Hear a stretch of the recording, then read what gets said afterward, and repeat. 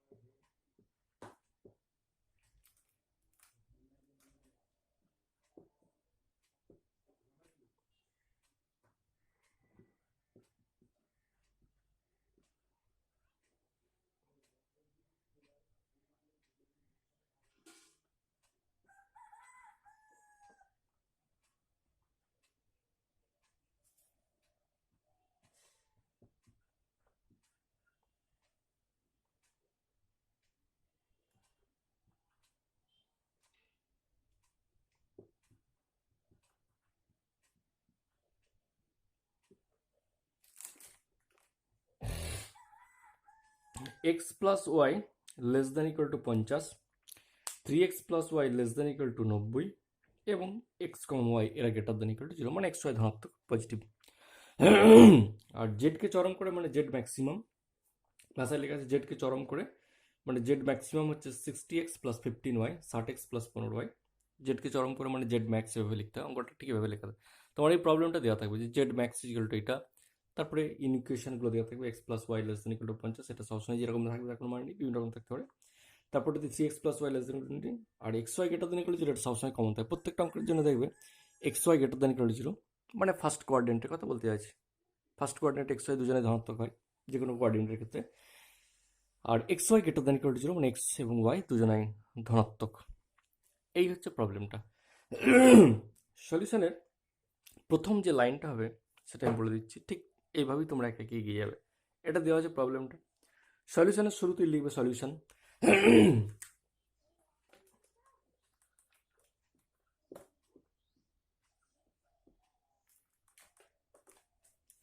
এখানে দুটো ইনইকুয়েশন রয়েছে, একটা হচ্ছে X plus Y less than equal to 50, আর একটা 3x plus Y less than equal to 90। দুটো ইনইকুয়েশন আমাদের রয়েছে আমাদের কাছে। তো প্রথমেই লিখবে the above inequation can B writ as, একবারে আমি যেভাবে বলছি ঠিক সেভাবে লিখবে, ইংরেজি লিখলে কোনো অসুবিধা নেই। The above inequation can be written as,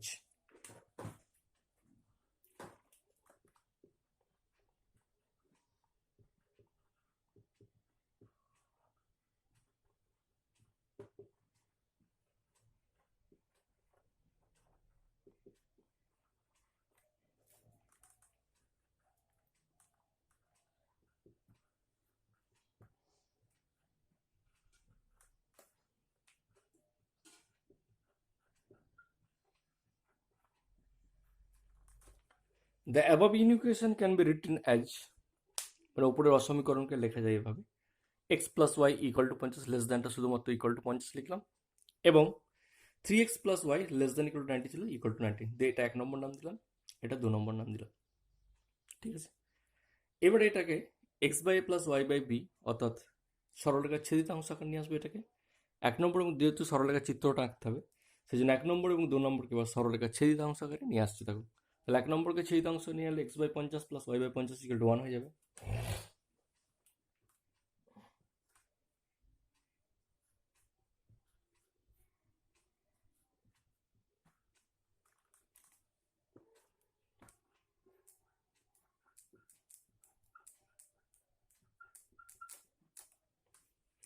তাহলে 1 নম্বরকে ছেদিতাংশ আকারে নিয়ে চলে এলে X by 50 plus Y by 50 equal to 1 হবে। আর 2 নম্বরকে ছেদিতাংশ আকার নিয়ে এলে X by 30 plus Y by 90 equal to 1। এবার এই যে দুটো সরলরেখা এসছে ছেদিতাংশ আকার, এদের চিত্রটা আঁকতে হবে। তার জন্য এক্স অক্ষ ওয়াই অক্ষ দরকার, সেই জন্য এবার লিখবো let O X and Y are two rectangular axes. এবার ছবি আঁকার জন্য অঙ্কটাকে একটু সাইড করছি, দেখো let O X and Y are two rectangular axes, এটা লিখছি এবার।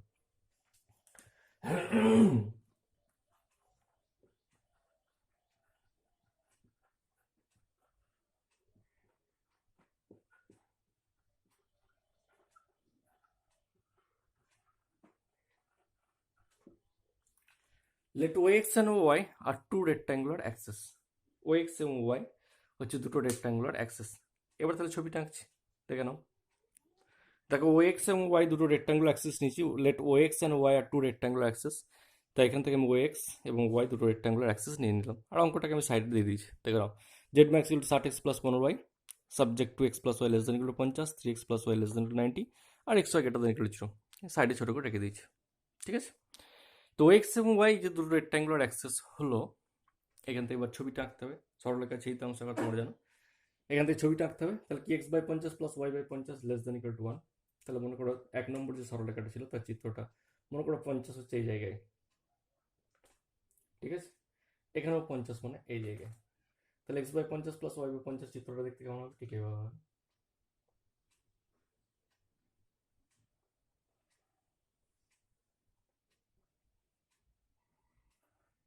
এটা হচ্ছে 1 নম্বর সরলরেখা চিত্র, X by 50 plus Y by 50 equal to 1। এটা এটা গেল 1 নম্বর সরলরেখা চিত্র। এবার আসছে 2 নম্বরে 30 90। তাহলে 30 পয়েন্টটা কোনটা, এটা যদি 50 হয় তাহলে 30 এই জায়গায় হবে, আর এটা যদি 50 হয় 90 তাহলে এই জায়গায় হবে ডেফিনেটলি। তাহলে এবার আসছে 30 আর 90, তাহলে 30 90 চিত্রটা কেমন হবে, ফিগারটা ঠিক এইভাবে আসবে।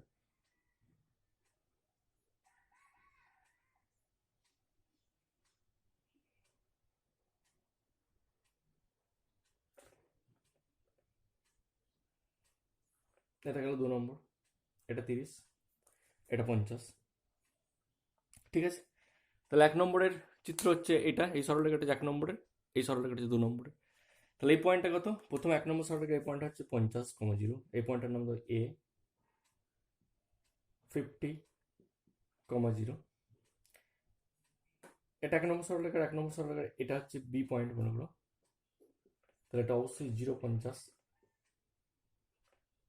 বি পয়েন্টে 0,50। তাহলে এ পয়েন্টটা ধরে নিলাম 50,0, বি পয়েন্ট হচ্ছে 0,50 হলো। তারপর 2 নম্বর সরলরেখার এই যে পয়েন্টটা, এই পয়েন্টটার নাম হলো সি, সি পয়েন্ট অবশ্যই 30,0, তাহলে এই পয়েন্টটা সি, 30,0, এটা সি নাম দিয়ে দাও। তাহলে সি পয়েন্টের নাম দিলাম 30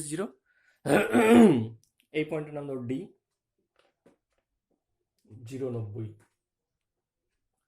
ওয়াই অক্ষর অবস্থা সেখানে 090। তাহলে এবিসি 4টে পয়েন্ট দিয়ে দিলাম, এবং 1 নম্বর ও 2 নম্বর সরলরেখা যেখানে ছেদ করেছে তার নাম দিয়ে দেবো একটা ই, এটাও নাম দিতে হবে ই। ই পয়েন্টটা কথা এখন বুঝতে পারবো না যতক্ষণ 1 নম্বর এবং 2 নম্বর সমাধান করবো।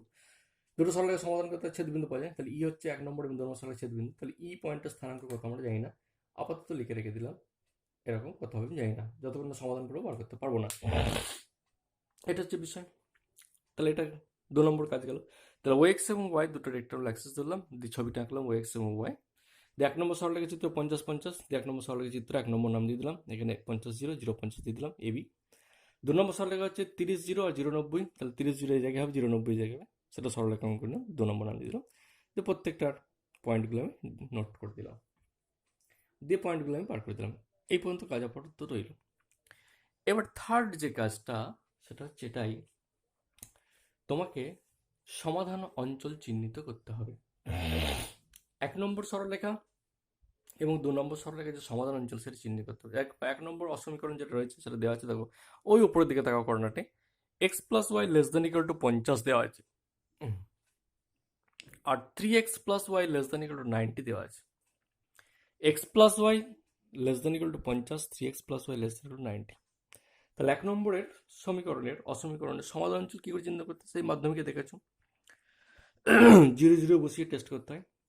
তাহলে 1 নম্বর অসমীকরণ যেটা ছিল অরিজিনাল প্রবলেমে, সেখানে বসাও এক্স জায়গায় 0, ওয়াই জায়গায় 0 বসালে 0 + 0 0 লেস দেন ইকুয়াল 50, ঘটনা সত্য না মিথ্যা টেস্ট করতে হয়, তাই তো? এটাই তো নিয়ম। 1 নম্বর অসমীকরণে এক্স এবং ওয়াই জায়গায় 0-0 বসাতে হয়, ঘটনা টেস্ট করতে হয়, আমিও তাই বসাচ্ছি। X plus Y less than equal to 50, এক্সের জায়গায় 0, ওয়াই জায়গায় 0, তাহলে 0 + 0 0 লেস দেন ইকুয়াল টু 50, ঘটনা সত্য।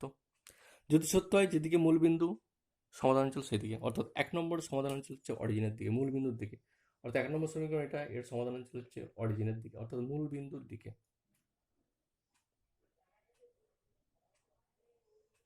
তাহলে 1 নম্বর সরলরেখার সমাধান অঞ্চল আমি মূল বিন্দুর দিকে চিহ্নিত করে দিতে পারলাম।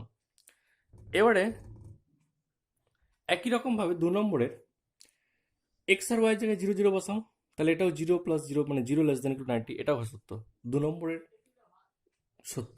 তাহলে 2 নম্বর সমাধান হচ্ছে মূল বিন্দু দিকে, তাহলে 2 নম্বর কোনটা? তাহলে এর সমাধান অঞ্চল হবে মূল বিন্দুর দিকে।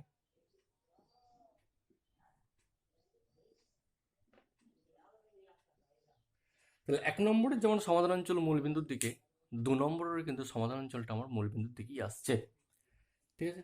তাহলে 1 নম্বর যে সমীকরণটা ছিল তার সমাধান অঞ্চল এদিকে, 2 নম্বর যে অংশটা ছিল তারও সমাধান অঞ্চল হচ্ছে আমার নিচের দিকে।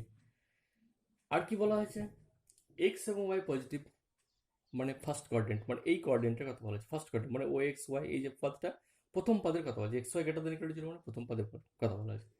তাহলে এই তিনটে ইকুয়েশন একসঙ্গে স্যাটিসফাই করবে যে অঞ্চলটা, সেই অঞ্চলটা কোনটা? 1 নম্বর হচ্ছে ফার্স্ট কোয়াড্রেন্ট মানে এই অংশটার কথা বলা হয়েছে। তারপরে বলছে এক্স ওয়াই লেস দেন 50, তার সমাধান অঞ্চল কোন দিকে? 1 নম্বর সমাধান অঞ্চল হচ্ছে সবসময় নিচের দিকে, 2 নম্বরের ক্ষেত্রে সবসময় নিচের দিকে। তাহলে 1 এবং 2 এর যেটা কমন পোর্শন সেটা দেখো, আমি যেটুকু সিলেক্ট করে দিই সেইটুকু, এই অংশটুকু।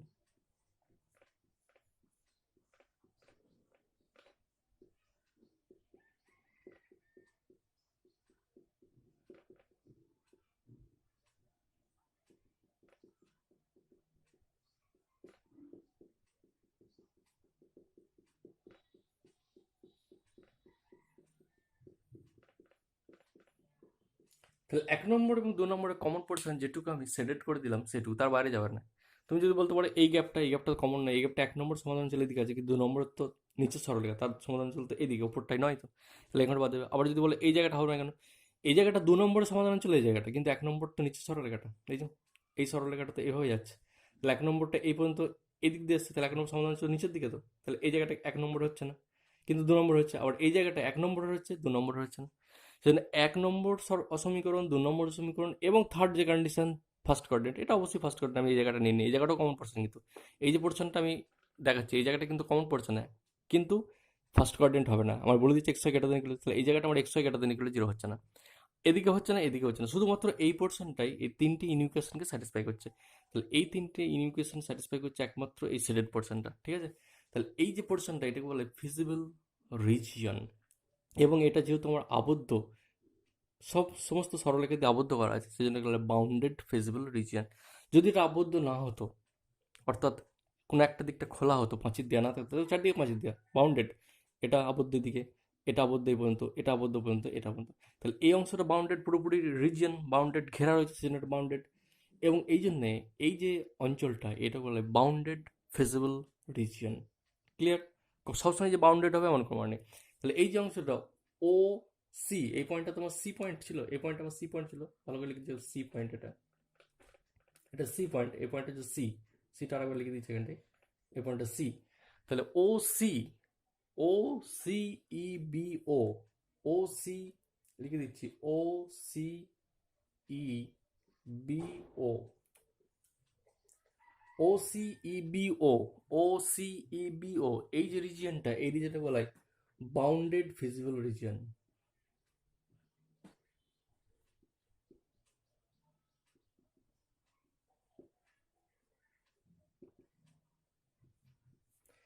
তাহলে ও সি ই বি ও, এই যে শেডেড পোর্শন, এই শেডেড পোর্শনকে বলা হয় বাউন্ডেড ফিজিবল রিজিয়ন। ঠিক আছে? তাহলে এটা গেল 3 নম্বর কাজ। যতগুলো অসমীকরণ দেওয়া থাকবে তাদের সমাধান অঞ্চল চিহ্নিত করা। তাহলে এই হচ্ছে আমার সমাধান অঞ্চল চিহ্নিত করার কাজ হলো। এবার আমরা সমস্ত পয়েন্টগুলোর স্থানাঙ্ক আমরা জানি। এটা মূলবিন্দু এর স্থানাঙ্ক আমরা 0 0 জানি, ও এটা মূলবিন্দু এর স্থানাঙ্ক আমরা 0 0 এটা আমরা জানি। ওর স্থানাঙ্ক আমরা 0 0, যেহেতু এটা মূলবিন্দু তাহলে ওর স্থানাঙ্ক আমরা 0 0 জানি। যে বাউন্ডেশন তার এই যে পয়েন্টগুলো ও এ ই বি, এই যে পয়েন্ট, এই পয়েন্টগুলো কর্নার পয়েন্ট। ঠিক আছে? তাহলে ও সি ই বি, এই পয়েন্টগুলো বলে কি বলা হয়? Corner point.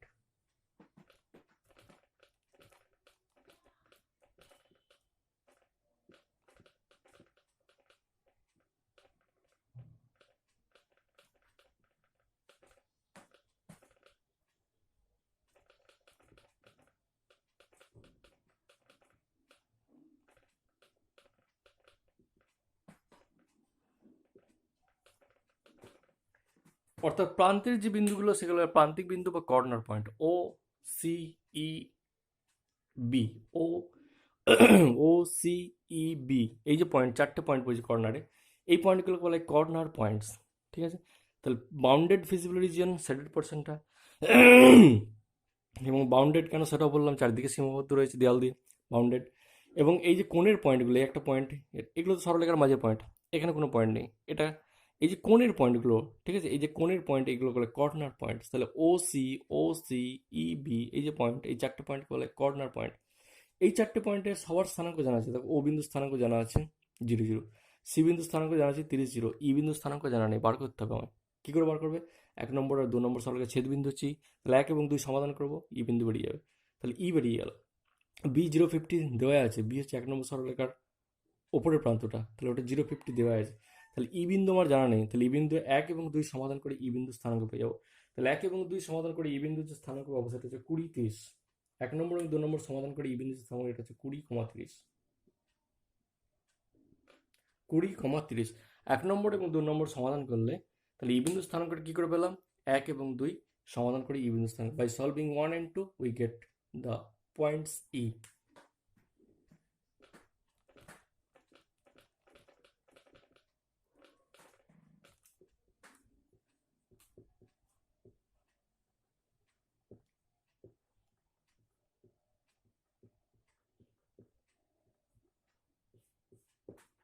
তাহলে ই বিন্দু যে 20 30 সেটা পেলাম বাই সলভিং 1 and 2, 1 নম্বর এবং 2 নম্বর যে সমীকরণটা দেওয়া ছিল তাদেরকে সমাধান করে আমার ই বিন্দু স্থানাঙ্ক পাওয়া গেল 20 30।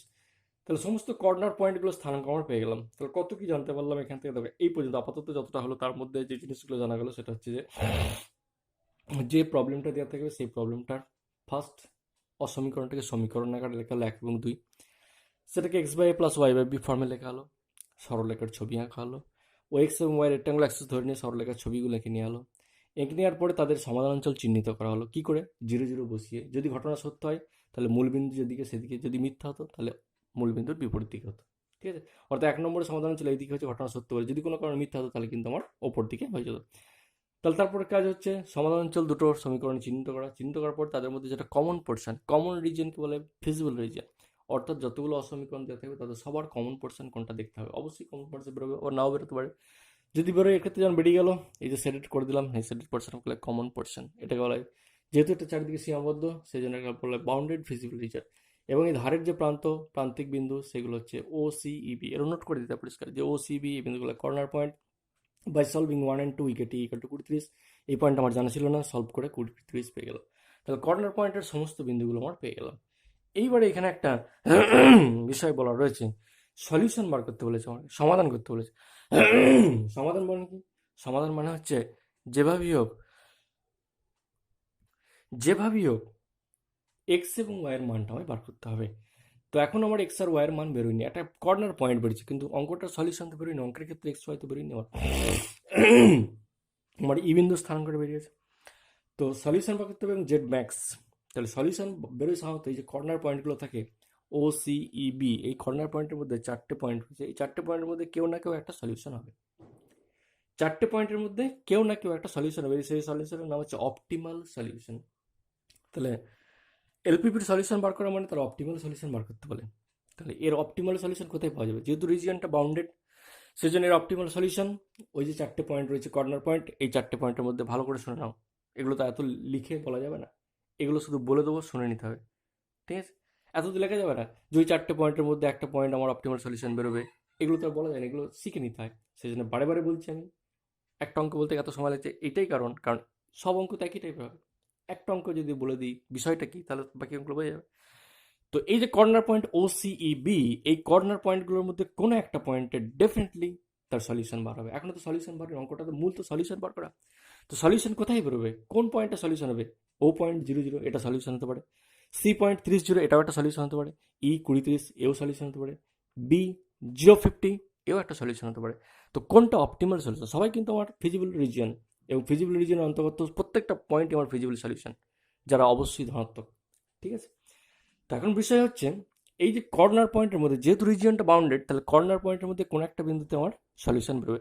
কোন পয়েন্টে সেটা এবার আমার টেস্ট করতে হবে। কীভাবে টেস্ট করবো দেখে নাও। কর্নার পয়েন্ট কে আছে? প্রথমে আছে 0। তাহলে এই 0 কোথায় বসাবো?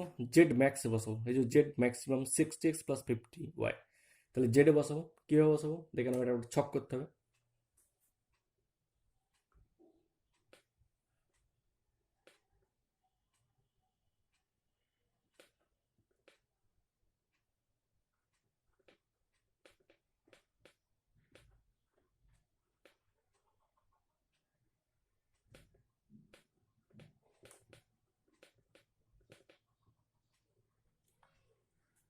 একটা টেবিল করলাম, ছক করলাম, বাঁদিকে লিখেছি কর্নার পয়েন্ট CORPTS, মানে কর্নার পয়েন্টসগুলো বাঁদিকে। ডান দিকে Z equal to 60x + 15y, Z equal two অঙ্কে ছিল জেড ম্যাক্স 60x + 15y। তো ডান দিকে লিখলাম Z equal to 60x + 50y। তাহলে কর্নার পয়েন্ট কে কে আছে? ও সি ই বি, ও বিন্দু স্থানাঙ্ক তো 0,0। তাহলে ডান দিকে প্রথমে 0,0 বসাও।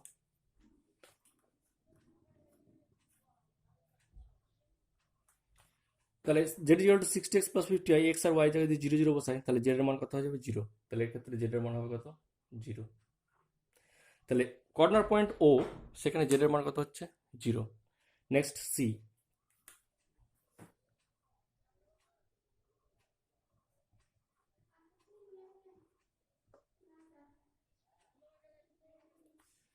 সি হচ্ছে 30, 0 মানে এক্স এর মান 30, ওয়াই এর মান 0। তাহলে এক্স এর মান 30 এখানে বসাও। এক্স এর মান 30 যদি বসাই 1800, ওয়াই এর মান 0, তাহলে 15y কাজে লাগছে না। তাহলে সি হচ্ছে 1800। ঠিক আছে? এরপরে কি আসছে? এরপরে যেটা আসছে সেটা হচ্ছে ই। ই হচ্ছে 20, 30 বসাও।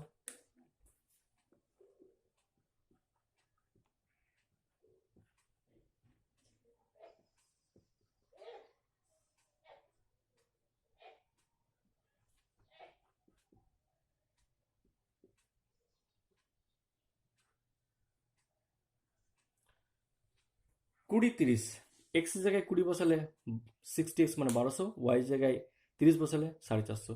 তাহলে 12 আর 400 1650। তাহলে এটা কত হচ্ছে? 1650।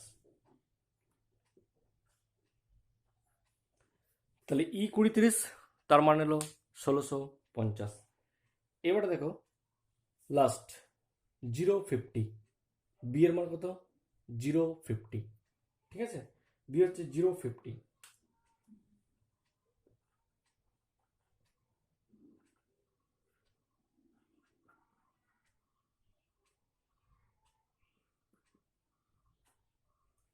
050 হলে 60 ইন্টু 0 মানে 0, আর 15 ইন্টু 50, 15 75, 750, তাহলে এর মানে হলো 750। তাহলে এবার প্রশ্ন হচ্ছে যে আমার জেড বলে দেওয়া আছে ম্যাক্সিমাম, তাহলে জেডের একটা মানে হচ্ছে 0, একটা মানে হচ্ছে 1800, 30 0 এসছে 1800, 20 30 এসছে 1650, 20 30 এসছে আমার 1650, আর 050 এসছে কত আমার 750, 050 এসছে আমার 750। তাহলে এদের মধ্যে ম্যাক্সিমাম কোনটা? ম্যাক্সিমাম দেখো সি পয়েন্টে এসছে আমার ম্যাক্সিমাম ভ্যালুটা, C.30, সেখানে জেডের মানটা কত হচ্ছে 1800। এই যে জেড ম্যাক্স বলে দিয়েছে, জেডকে চরম করে, মানে জেডের মান ম্যাক্সিমাম কত হচ্ছে কোন পয়েন্টে, তাহলে এই যে পয়েন্টটা, এই পয়েন্ট C30-তে, এটা আমার বক্সের মধ্যে দিয়ে দাও। সি কে আমি বক্সের মধ্যে কেন রাখলাম 30-কে? কারণ ওটা আমার ম্যাক্সিমাম, কারণ জেডকে ম্যাক্সিমাম বলে, তাহলে জেডের ম্যাক্সিমাম মান কত 1800, একটা হচ্ছে 0, একটা হচ্ছে 1800, একটা 1650, 750, তার ডেফিনেটলি এটা আমার ম্যাক্সিমাম। তাহলে যে পয়েন্টের জন্য জেডটা আমার ম্যাক্সিমাম আছে সেটা হচ্ছে আমার অপটিমাল সলিউশন। কত সহজ অঙ্ক দেখানো। চারটে কর্নার পয়েন্ট পড়ছে, সেই চারটে কর্নার পয়েন্ট আমি জেডে বসাবো। জেডে বসানোর পরে যেহেতু বলেছে জেড ম্যাক্স, যদি বলতো মিন তাহলে আমার 0 উত্তর হয়ে যেত, কিন্তু জেড আমার ম্যাক্স বলেছে, চরম বলেছে, যদি অবম বলতো তাহলে 0 উত্তর হয়ে যেত পয়েন্টটা। কিন্তু যেহেতু আমার বলছে জেড ম্যাক্স, তাহলে যে পয়েন্ট বসানোর জন্য জেড আমার ম্যাক্সিমাম হচ্ছে, this point is called optimal solution. তাহলে এখানে আমার যেহেতু C.30, বসানোর জন্য প্রবলেমটা আমার ম্যাক্সিমাম হয়ে গেছে, 1800 হয়ে গেছে, সেই জন্য 30, হচ্ছে required solution. Clear? Therefore, the required optimal solution is 30, therefore required optimal, এই অপটিমাল কথাটা লিখতে হবে, required optimal solution is x equal to 30, y equal to 0, এটা answer. the required optimal solution x equal to 30, y equal to 0, এটা হচ্ছে last line একবারে, যে কেন 30, সলিউশন, কারণ 30, জন্য আমার পয়েন্টটা ম্যাক্সিমাম হয়েছে, জেড 1800 হয়েছে। রিকোয়ার্ড অপটিমাল সলিউশন, নির্ণয় প্রান্তিক সমাধান, অপটিমাল সলিউশন হচ্ছে এক্স এর মান 30, ওয়াই এর মান 0, এটা আনসার। এর উত্তরটা কিন্তু ভুল দেওয়া আছে, দেখতে হবে, হ্যাঁ অঙ্কটার উত্তরটা কিন্তু ভুল আছে, উত্তরটা 20 30 আছে, উত্তরটা ডেফিনেটলি 100% ভুল, ঠিক আছে। তাহলে এর উত্তর হচ্ছে 30, 0। এই হচ্ছে যে কোনো বাউন্ডেড ফিজিবল রিজিয়নের সলিউশন। যদি রিজিয়নটা আনবাউন্ডেড হতো তাহলে কিন্তু এই ঘটনাটা ঘটতো না। এরপরেই আমি একটা আনবাউন্ডেডের ঘটনা দেখাবো। আনবাউন্ডেড হলে তোমাদের একটু কাজ বেড়ে যাবে, অর্থাৎ এখানে যে সলিউশনটা শেষ হয়ে যাবে এখানে নয়, আরও 2-3টে স্টেপ যেতে হবে, তারপরে সলিউশনটা বেরোবে। অর্থাৎ যদি তোমার কপাল ভালো হয় তাহলে বাউন্ডেড রিজন পড়বে, আর বাউন্ডেড রিজন পড়লে অঙ্কটা এই জায়গায় শেষ হয়ে যাচ্ছে, এখানেই কমপ্লিট, এটা আনসার লিখে ফাইনাল চলে এলাম। এবার সবসময় যে এই রিজনটা যে সীমাবদ্ধ হবে এরকম কোনো তো নিশ্চয়তা নেই। কোন অঙ্কটার ক্ষেত্রে কী হবে, যেমন এর পরেই অঙ্কটা যেটা করবো তার ক্ষেত্রে কিন্তু আমার ওই জায়গাটা বাউন্ডেডটা আসবে না। এরপরের অঙ্কটা দেখাবো, দেখো যেমন 7 দাগের একের অঙ্কটা একটু পরেই করছি, সে অঙ্কটার ক্ষেত্রে বুঝতে পারবে যে রিজনটা আমার কিন্তু ওখানে বাউন্ডেড আসছে না, ওখানে রিজনটা আনবাউন্ডেড চলে আসছে। এবং আনবাউন্ডেড যদি চলে আসে তার ক্ষেত্রে সলিউশনটা কীভাবে বার করবো সেটার আবার প্রসেস আলাদা, ঠিক আছে। তাহলে আপাতত যেটা দেখলাম সেটা হচ্ছে বাউন্ডেডের ক্ষেত্রে, তাহলে এটা কেস 1 গেল for bounded feasible reason. Process এক, সবার জন্যই প্রসেস এক, ছবি আঁকা এইভাবে, এভাবে চিত্র আঁকতে হবে, এভাবে টেস্ট করতে হবে, সবার জন্য টেস্ট করার নিয়ম সমস্ত কিছু এক। কিন্তু যখনই রিজিয়নটা দেখে যাবো এই জায়গায় বাউন্ডেড হলো না, আনবাউন্ডেড হয়ে গেছে, কর্নার পয়েন্টে বার করতে, আনবাউন্ডেড হলো কর্নার পয়েন্ট তো বেরোবে। তো যখনই আনবাউন্ডেড হয়ে যাবে, অর্থাৎ অসীমাবদ্ধ হয়ে যাবে, অসীম পর্যন্ত বিস্তৃত হয়ে যাবে রিজিয়নটা, তখন কিন্তু আর আমার এই জেড ম্যাক্স করে এটাও করবো, এই জেড ম্যাক্স মিম, এই যে টেবিল, এই টেবিলটাও করবো। টেবিলটা করার পর আবার একটা এক্সট্রা কাজ করতে হবে, সেই কাজটা কিন্তু বাউন্ডেডের ক্ষেত্রে করতে হয় না, কেবলমাত্র আনবাউন্ডেড ফিজিবল রিজনের ক্ষেত্রেই করতে হয়। তো এরপরে যেটা শুরু করবো সেটা হচ্ছে 7 দাগের অঙ্কটা, তার অঙ্কটা লিখে রাখছি, দিয়ে করছি। 7 প্রবলেমটা এরকম দেওয়া আছে, জেড মিন, আগেরটা কিন্তু জেড ম্যাক্স ছিল চরম করে, এখানে কি বলছে জেডকে অবম করে, সেই জন্য জেড মিন লিখেছি। Z min equal 5x + 7y, subject to, মানে যে বাধা গোষ্ঠীগুলো সেটা হচ্ছে 3x + 2y greater than equal two বড়, আগে সবসময় লেস দেন ছিল, এখানে কিন্তু পুরোপুরি অঙ্কটা আলাদা, মানে যে অঙ্কটা করলাম আটেরটা তার পুরোপুরি অপোজিট, সেখানে ম্যাক্সিমাম ছিল, সব লেস দেন ছিল, এখানে কিন্তু গ্রেটার দেন আবার। তাহলে জেড মিন ছিল, আগেরটা জেড ম্যাক্স ছিল, এখানে z min 5x + 7y, subject to constant 3x + 2y greater than equal to 12 দেওয়া আছে, এবং 2x + 3y greater than equal 13 দেওয়া আছে, আর এক্স ওয়াই তো সবসময় বলেছি ধরতে থাকবে, মানে ফার্স্ট কোয়ার্টারের কথা বলা আছে। তো এই অঙ্কটার সলিউশন করতে গিয়ে দেখবে, একটু পরেই দেখাচ্ছি, এই অঙ্কটা যখন সলিউশন করব সেই সলিউশনের ক্ষেত্রে কিন্তু আমার এটা সম্পূর্ণ আলাদা রকম প্রসেসে শেষের দিকটায় একবারে লাস্টের যে স্টেপটা হবে, অর্থাৎ এই টেবিলটা বানাবো জেডের, জেড মিন তার টেবিলটা বানাবো, টেবিলটা বানানোর পরে আর একটা এক্সট্রা কাজ আমার করতে হবে, সেই এক্সট্রা কাজটার জন্যই অঙ্কটা ধরলাম। অর্থাৎ টেবিল বানানো পর্যন্ত সবার কমন, যে অঙ্কই পড়ুক টেবিল তোমায় বানাতেই হবে, সে বাউন্ডেড হোক বা আনবাউন্ডেড, টেবিল তোমায় বানাতেই হবে। টেবিল বানানোর পরে এবার বাউন্ডেড না আনবাউন্ডেড তার তো আগেই বোঝা যাচ্ছে, প্রথমে তো বুঝে ফেলছি বাউন্ডেড না আনবাউন্ডেড, এবার বাউন্ডেড হোক আনবাউন্ডেড টেবিল বানাতেই হবে। এবার টেবিল বানানোর পরে যে কাজটা, সেই কাজটাই অঙ্কটার ক্ষেত্রে দেখতে হবে একটু পরেই।